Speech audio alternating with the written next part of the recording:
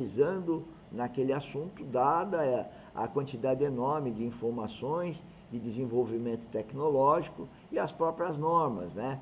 É muito raro você ver um engenheiro de estruturas participando da norma de fundações, que é essa que nos guia, né? Assim como engenheiros geotécnicos participando das normas de concreto. Existem esses colegas, parabéns para esses colegas que acabam, então, fazendo uma integração entre as duas áreas por conseguir estar nos dois campos de especialização, tá? Não é o nosso caso, a gente se atém mais à parte de geotecnia e a parte de concreto, ou tecnologia de concreto, a gente deixa com os especialistas e no caso a caso nós os chamamos como nosso consultor, o nosso assessor, como a gente também tem o desejo de ser o consultor deles, o assessor deles nas questões geotécnicas, desde as investigações geotécnicas até a definição de parâmetros de cálculo, enfim, é isso.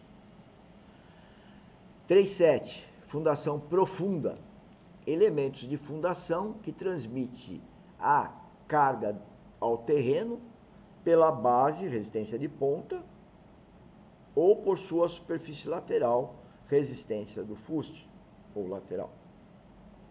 Ou por uma combinação das duas, sendo sua ponta ou base apoiada em uma superfície superior a 8 vezes a sua menor dimensão em planta e, no mínimo, 3 metros quando não for atingido o limite de 8 vezes. A denominação é justificada, profunda. Nesse tipo de fundação, inclui-se as estacas e os tubulões. Fundação rasa, direta ou superficial. Elemento de fundação cuja base está assentada em profundidade inferior a 2 vezes a menor dimensão da fundação, recebendo aí as tensões distribuídas que equilibram a carga aplicada. Para esta definição, adota-se a profundidade, caso esta não seja constante com todo o perímetro da fundação, ou seja, vai pôr numa cota onde toda a área de contato tenha solo na resistência adequada, segundo o projeto. Interação, fundação e estrutura. Processo de análise estrutural, aí que vem a interação, né, do pessoal de geotecnia com o pessoal de estrutura. Processo de análise estrutural que consideram conjuntamente as deformabilidades da fundação e da superestrutura. É um campo que avançamos e já com muita dificuldade há algum tempo, mas temos muito que avançar. Que pese que os computadores têm ajudado bastante. Método de valores admissíveis. Então, aí que vem a novidade, né? Método de valores admissíveis é uma coisa que é nova. Eu, particularmente, não tenho usado esse método, tenho usado o outro, a lá antiga. Mas existe uma minoria de geotécnicos, e nós já colocamos na norma, tá? Que usa esse método dos valores admissíveis.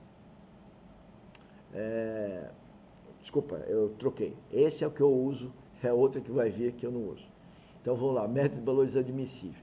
É um método em que as forças ou tensões de ruptura são divididas por um fator de segurança global e a condição de verificação da segurança é P admissível, é um RQ, depois a gente vai ver a variável, o que isso significa, dividido por um FSG e P admissível tem que ser maior ou igual a SK. Então vamos às variáveis da fórmula.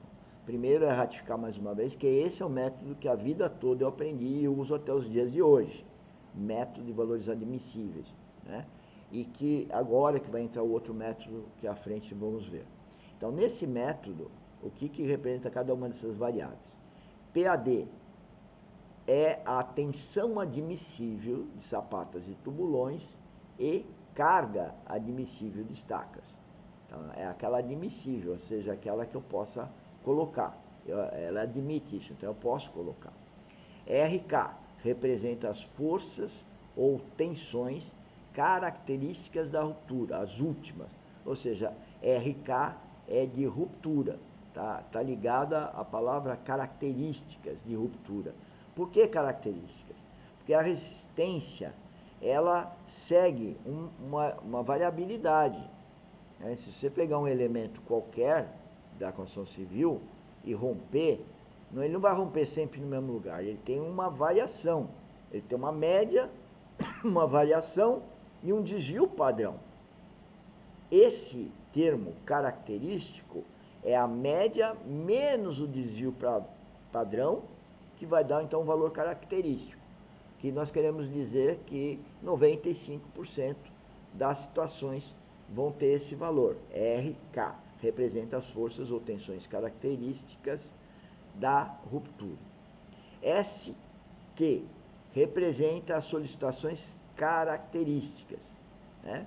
Então, eu tenho que a tensão admissível tem que ser maior que as solicitações características.